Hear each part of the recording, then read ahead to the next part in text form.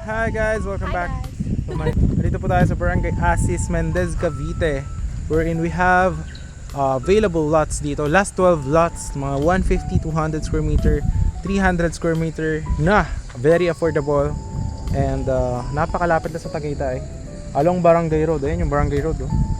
So ang landmark dito is Tagaytay Cockpit Arena. Pag diniretso nyo yung Barangay Road na yan, 5 minutes nandun na kayo sa Tagaytay Cockpit Arena. Tapos itong property natin, ayan, napakalaki ng mga concrete roads if mapapansin nyo. Ayan, kasama ko yung asawa ko ngayon. Ayan guys. So for today, papaliparan natin ang drone shot yung mga available lots natin. Itong nakikita nyo project natin, yan, napakalaki ng concrete roads with drainages. Any house design naman po siya. So our project is yung mga available lots natin nandiyan lang sa likod, but hindi na available yun dito sa harap since this one is sold na po mga 2 years ago. Wala pa po itong kalsada, na sold na po ito dati. So yan, yung mga nakabili, yung mga nandito, pwede na silang paggawa ng house, any house design. So para mas ma-visualize nyo muna is papakita namin yung drone shot ng ating property para makita nyo sa available lots that you will see in 3, 2, 1.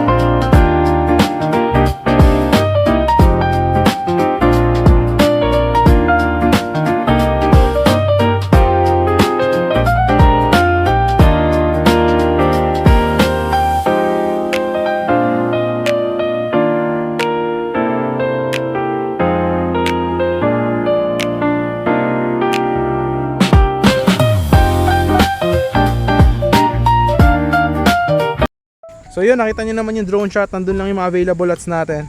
So itong kalsada natin na to, ayan, this one is 8 meters. Dediretso doon, gagawan din natin ng kalsada doon sa mga puno. And gagawin natin na ganito, ayan, any house design. Tapos hulugan naman siya, 3 years 0% interest yung ating available lots. Last 12 lots.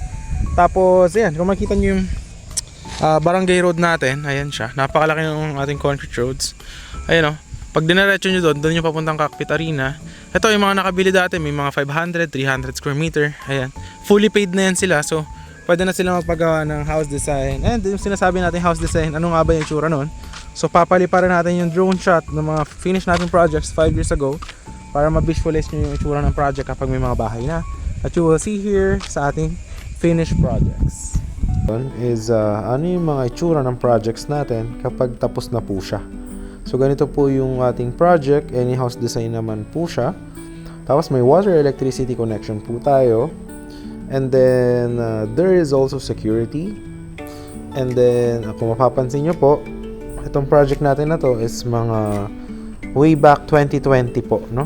20 around 2017. So yan po yung isa nating mga project. Ganyan din po ang magiging itsura kapag may mga bahay na rin po dyan sa area. Kasi kung mapapansin nyo po, tinapos na po natin sa phase 1 yung mga kalsada, eh dudugtong na po natin yan going to the residential farm lots location.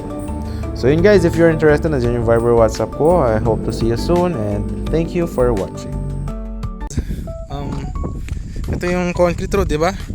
Yan yung ating entrance dun sa may Barangay Road. Maliit lang to na project. Ayan. So yun, ang ganda ng ating model. O, ayan yung asawa ko. Oh. Ayan. Ano ngayon? Anong oras ba? 4 na ata? 4. So malamig ang hangin, no? 4 PM, napakalamig ng hangin. Tirik yung araw. Summer na, no? So yan, may March promo tayo. 10% discount guys. So yan, dito. Diyan dediretso yung kalsada natin. Nandun yung mga available lots na mga 150-200 square meter. Yan. So yun. So yun, if you are interested on the available lots, nandiyan yung Viber WhatsApp ko. Message nyo lang ako and I hope to see you soon. So yun guys, see you dito sa Mendez, Tagaytay. And bye-bye!